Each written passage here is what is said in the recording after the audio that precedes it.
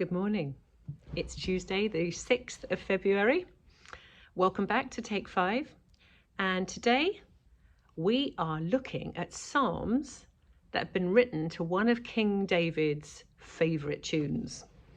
How do we know that this is a favourite of David?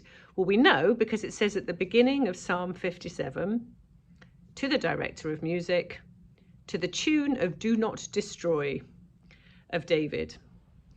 And at the beginning of Psalm 58, it also says it's to the tune of Do Not Destroy. And in fact, one of tomorrow's Psalms is also to the tune of Do Not Destroy. It must have been a catchy tune. And it was one of David's favourites. But I want to focus particularly, as we talk this morning, on Psalm 57, which is a psalm of extremes. We know that David has fled from Saul. He has run away and he is hiding in the back of a cave. And he pours out his heart to God. He asks for his mercy and he praises God and he talks to his soul. A song of such extremes because if you think about it, he is at the back of a dingy, dark cave. Bear in mind, King Saul later on in the account goes and relieves himself in this cave. So you can imagine the stench. This is a cave of relief in the not the nicest way, okay? So this is not a nice place to be. He's basically sitting in a potty and he is hiding from his enemy, knowing that he's been anointed king over Israel by Samuel, but yet absolutely not seeing the fruition of what has been prophesied over his life.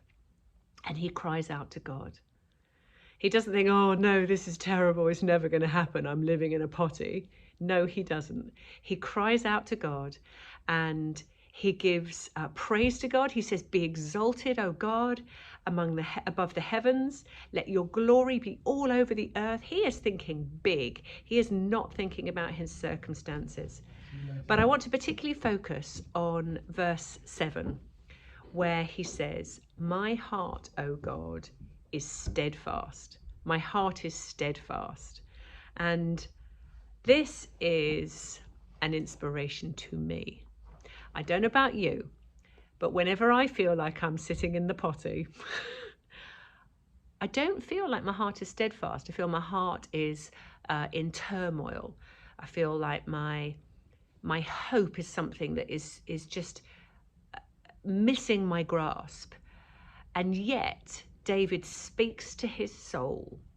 He says, my heart is steadfast. I am not going to let go. And in fact, actually, maybe I wasn't quite accurate there. When I became a Christian, the moment that I became a Christian, my confession prayer, my conversion prayer was, God, I give the rest of my life to you and I will never turn away. So my commitment to Jesus had two parts. It was the giving of my life, but I also committed to never turning away. And I hold on to that. At times when I'm not feeling so steadfast, I say, I remember God, I promise that I will never turn away and I will never turn away.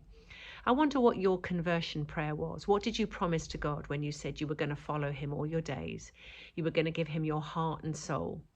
You were going to give him your very best and your very worst. You were going to rely on him for the forgiveness of your sins and for your purpose and your destiny of your whole life and your eternity. Because when we hold on to those things, then our heart truly is steadfast. Whether we feel like we're sitting in a potty or whether we're on top of the world and things are going well, our hearts must be like David's. My heart is steadfast, O Lord. My heart is steadfast. Bless you. Have a great day.